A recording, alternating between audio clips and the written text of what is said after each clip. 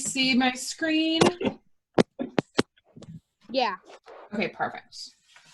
All right, I'm gonna go ahead and begin. We are starting with 3G, requirement 3G. If you were not here last week, we did 1 through 3F, and all of my slides are available on the Troop 2319 Scouting Continues website, so you can get caught up. And remember, requirement 3, the requirement calls for you to do 7 out of the 8 activities, which are A through H, and I'm going to go through all of them. So one of them you can choose not to do, and there are a couple of them. I think there were 3 or 4 total that you'll do on your own. So one of those you can choose not to do if you would prefer. And so with that, we'll begin with 3G. 3G is all about pollination. We're going to do 3G1 together. And it's kind of a multi-part question. So one of the questions is to talk about the drone versus the worker honeybee, and to talk about the differences and how they look. So we've got pictures up here so that you can see the worker and the drone. Now the workers are all non-reproducing females. As you can see in the picture, they do have stingers, and they have a smaller compound eye compared to the drones. The drones are all males. They do not have a stinger, and they have a larger compound eye.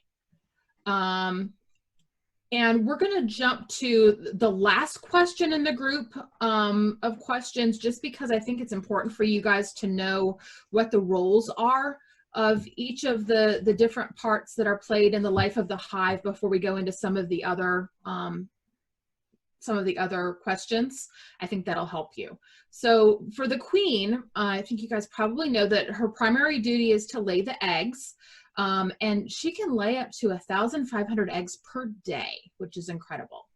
The honeybee colonies have a single queen, and every bee in the colony is her son or daughter. If a second queen appears in the colony, the workers will either force the invading queen out of the hive, or the 2 queens will fight it out until only one is left standing. For the drone's only job is to spread the genes of their colony. They leave the drone every day in search of potential new queens looking to mate, and that is why they have the really big eyes, because they need to be able to see queens from a far off distance. Okay, and then the workers are the ones that do the majority of the work of the hive, and they actually have tasks that change as they age.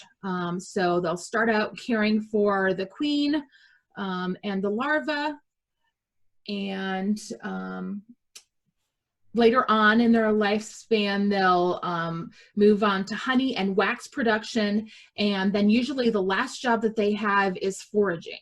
And the foraging is the most dangerous job that they'll have, because that means that they're out of the hive and out in the wild, essentially, and there's all kinds of hazards that they can run into, from poisons to humans, to other animals, to all kinds of trouble. Okay. Next, we'll talk about stages of bee development. Okay. So the queen lays the eggs, which we talked about. So around day 6, the larva is about the size that we have there. And the larva continues to grow. The larva is essentially the eating stage, okay? Around day 10, the worker will seal over the cell. Now the workers are in charge of feeding the larva until it reaches its full growth size, okay? And then it will actually seal off that cell. And it starts a transformation phase, which is the pupa stage. And the pupa will actually build a cocoon, around itself and start to transform. And depending on what it will emerge into, depends on how long it will stay in there. So the queens will actually emerge in about 16 days. Workers will emerge in about 21 days. And then drones will emerge in about 24 days. Okay. The queens release the eggs into larger. The queens will release eggs into larger cells to make drones. And it's actually the workers that build the cells that determine the ratio of the worker bees to the drone bees that are needed. So the queen is just laying the eggs in the cells, and it's the worker bees that are deciding what they will become. Okay. This is life cycle of honeybees, and is this just honeybees or all bees? This is just honeybees. Okay. And if you guys have any questions, Scorpio, I think, is answering questions in the chat too, so you guys are welcome to type in your questions as well. Okay. All right, so pollination process. This is showing you guys what happens. A lot of you guys already know this from school too. But the bees will visit the flowers. Okay, they are looking for nectar. And as they do that, the pollen will stick to them. And then as they travel to other flowers of the same species, they pollinate the flowers by taking the pollen to other flowers. Okay. Okay. All right, there's a question in there about what is propulsus. Okay, propulsus is a sticky greenish brown product that's made from the sap on the needle leaf trees or evergreens. And it's made by combining sap with their own discharges in beeswax. They use it as a coating to build their hives. They can use it to smooth the rough surfaces, but they also use it to seal crevices, to control the airflow throughout the hive and to kind of control their environment within the hive. The composition of what makes the propulsus can vary depending on what location the bees are in and what trees and flowers they have access to. And it also has antimicrobial properties. Thousands of years ago, ancient civilizations used propulsus for medicinal properties. Greeks used it to treat abscesses. Assyrians used it to treat wounds and tumors to fight infection and to help the healing process. And Egyptians used it to embalm mummies. Okay. So all kinds of different properties for propulsus. All right, now, how bees make honey. The forager worker bees, so those are the ones that are the older ones, okay? They go out collecting nectar. They pass the nectar to the house bees that are in the hive, and the house bees chew the nectar and pass it from bee to bee. And as they do so, the enzymes change the pH, which we talked about last week, and other chemical properties. And that creates the honey. And then the bees spread that honey over the comb, and then they'll fan it with their wings to dehydrate the honey and remove moisture from it. And then the bees cap the honeycomb with beeswax to preserve it until they're ready to eat it. Okay. Now, how do they make the beeswax? Very similar process for the first couple of stages. The forager worker bees collect the nectar. They pass the nectar to the house bees in the hive. The house bees eat the nectar and excrete it from special glands to make wax flakes. And then the bees form a chain and pass the secreted wax down the line, and each bee chews it to make it soft and pliable. And then when the wax meets the ideal conditions, the bees use it to make hexagon-shaped honeycombs. So it's really quite an amazing process. Okay, so how do beekeepers harvest the honey and the beeswax? We'll talk about both of these together. So a beekeeper would pull the frames that have the capped honey covering each honey cell. And although there are a couple of different methods, it looks like the one that is the most often used is they'll tend to take a hot knife and remove the wax caps and collect them. And then they'll melt them to separate the wax from any residual honey and set the beeswax aside to cool. And then they'll place the frames in a honey extractor, which is a big spinner, and it will spin to collect the honey in a pan at the bottom. And then they'll bottle the honey. Okay, now we're going to move on to 3H, and we're going to do 3H1, which talks about invasive species. Okay, and the requirement is learn to identify the major invasive plant species in your community or camp and explain to your counselor what can be done to either eradicate or control their spread. Okay, so we're going to talk about the top 6 ones in Georgia. So what is required for it to be an invasive plant? The first thing is it has to be non-native, so it can't be from here. Okay, and then it has to be escaped and naturalized, so it has to be perfectly comfortable living here. Okay, and then it has to cause or have the potential to cause ecological, economic, or environmental damage. Okay, so those 3 things are the requirements for it to be an invasive plant or be characterized as an invasive plant. So let's get into the top 6 for Georgia.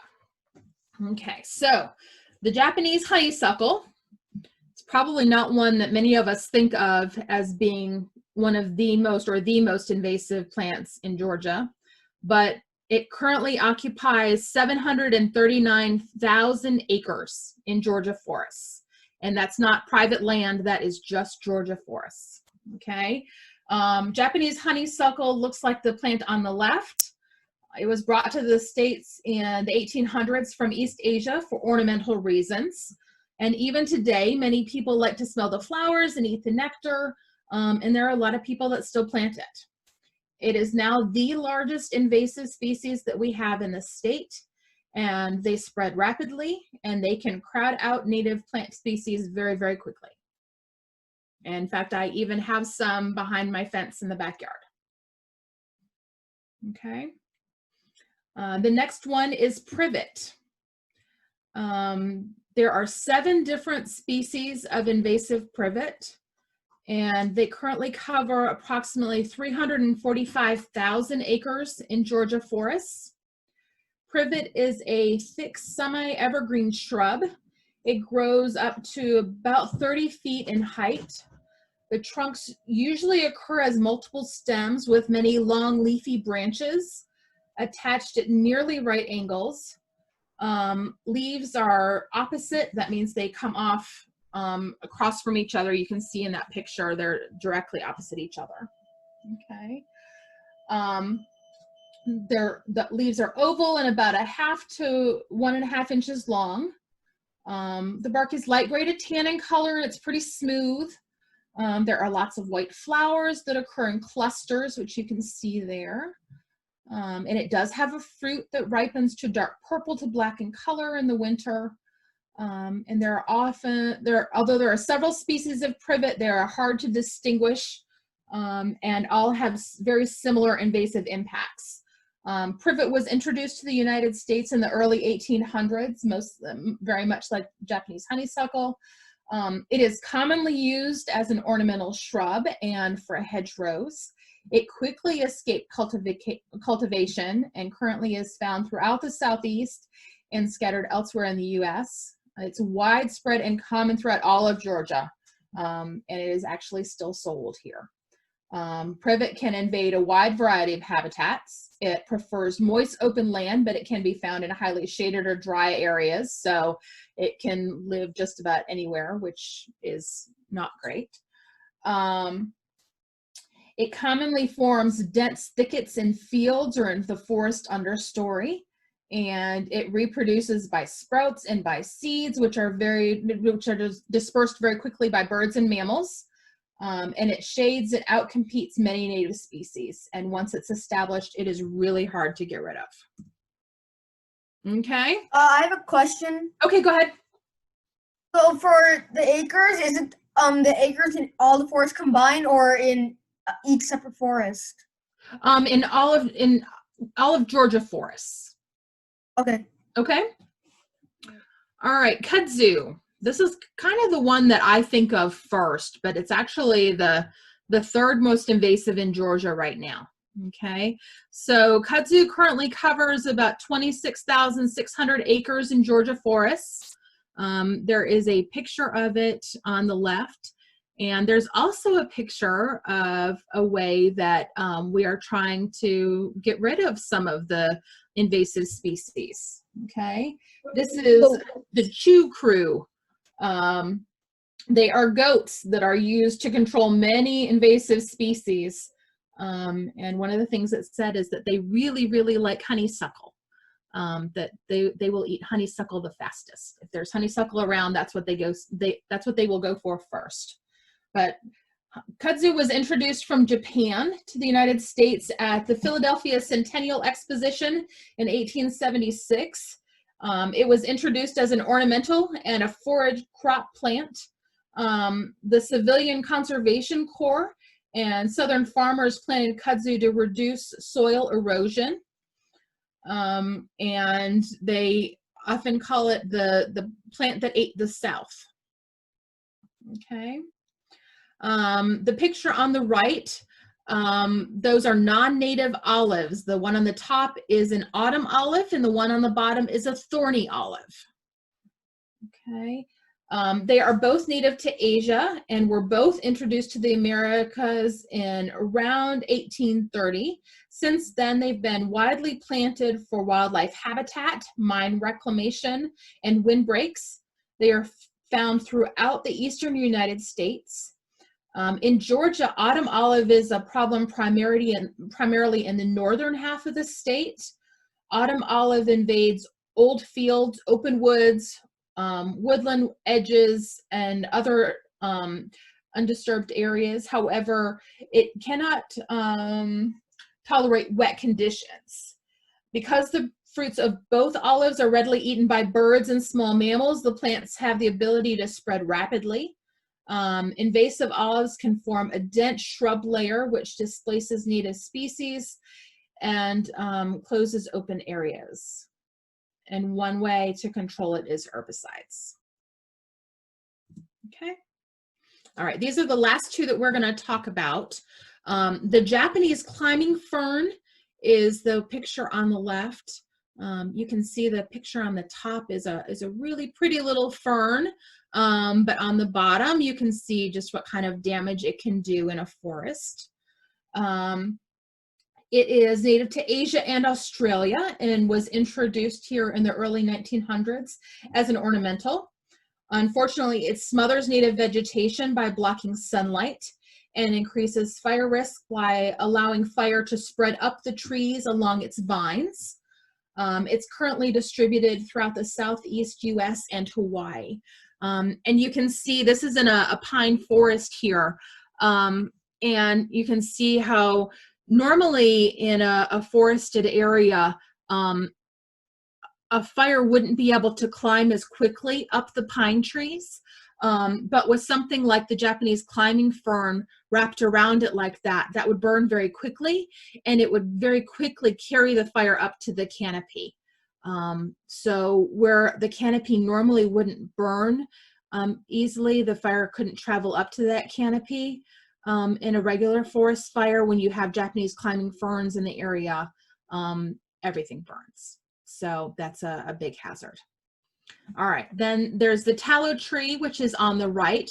You can see that's planted in somebody's yard. Beautiful tree. Look at the pretty flowers. That's one of the reasons that it's a problem. It's also called the popcorn tree due to its waxy popcorn-like seeds. It is a deciduous tree reaching 60 feet in height and 3 feet in diameter. It was native to China. It was first introduced to America in South Carolina in the early 1700s. The U.S. Department of Agriculture recommended planting this tree for seed oil from 1920 to 1940, and it's currently still being sold as an ornamental. It occurs throughout the southeast United States and is common in South Georgia. Tallow tree commonly invades wet areas such as stream banks and ditches, but is also now invading drier upland sites, and it can tolerate salty soils, flooding, and shady environments.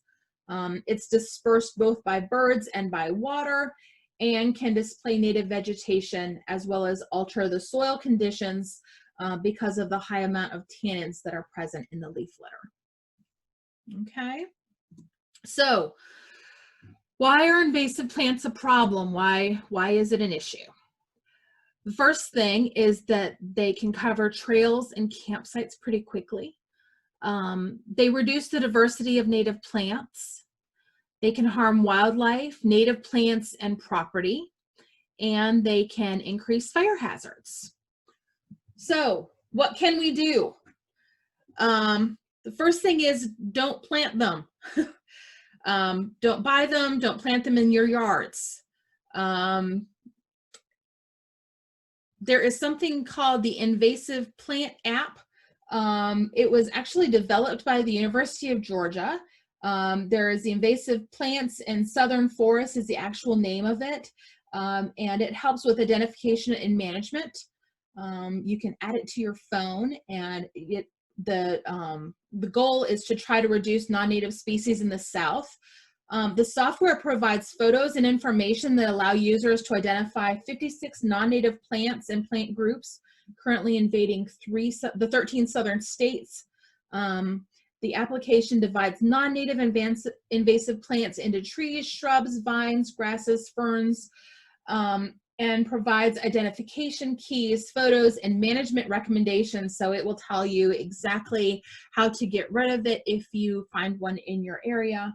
And then future versions of the app will include the ability to directly report new sightings of the species to Georgia's early detection and distribution mapping system, which provides a quick way to submit photos and report new sightings of the invasive plants on the spot throughout the United States. So that's a way for you to report if they're found, so that people who have the ability to come in and get rid of them properly can do so. Okay. All right, so that is all for requirement 3. Moving on to requirement number 4. Did you have a question? Okay, moving on to requirement 4 real quick. Now, these are 2 different options. We're going to talk about them really, really quick. You can do whichever one you would prefer. For both of them, you choose 2 outdoor study areas that are very different from the other. Hilltop versus bottom of a hill, field versus a swamp, field versus a forest rather, swamp versus dry land. You guys pick what you want to do. As long as they're different, it will work. For A, you mark off a plot of 4 square yards, okay? Now, 4 square yards is just 2 yards by 2 yards or 1 yard by 4 yards, okay? Sometimes we think of it being much bigger than it is, okay? And this is only a one-time thing to estimate how much space is occupied by each plant species and the type and number of non-plant species you find, and then report to your counselor orally or in writing the biodiversity or population density of these study areas. And then B, if you choose this one, you make at least 3 visits to each of the 2 study areas for a total of 6 visits, staying for at least 20 minutes each time to observe the living and non-living parts of the ecosystem. So you guys pick what works best for you guys, okay? And then requirement 6 is the last one that we're going to do today. And this one you'll also do on your own. These are some possible environmental science careers. And this is a similar requirement to the ones that you guys are used to, where you pick 3 to tell about, and then you pick 1 to find out about the education and training and give more detail. Okay, so you're welcome to use any of these, or you can choose any of the others that you might be interested in. Okay, now again, all of these slides are available on the Troop 2319 Scouting Continues website. And if I went too quickly, you are welcome to go back to that website and look at the PowerPoint slides there. Okay, and I've gone a touch over my time, so I will stop here, and we'll do requirement 6 Scorpio, or I'm sorry, requirement 5 Scorpio will do requirement 5 with you guys next week. Does anybody have any questions? And Andrew said he's going to have hands up tonight. Okay. I'm sorry, was there a question? Scorpio, were there any questions in the chat that we need to cover? I answered all the ones in there, but this is just something extra for requirement 4. If you want to be really fancy, there's a equation for measuring animal density in a given area over a given time period. So if you want to go really fancy, I'm just saying, you can make this really fancy. Is that something we can send out to them, Scorpio? Yeah, I'll put it in the chat. Okay, perfect.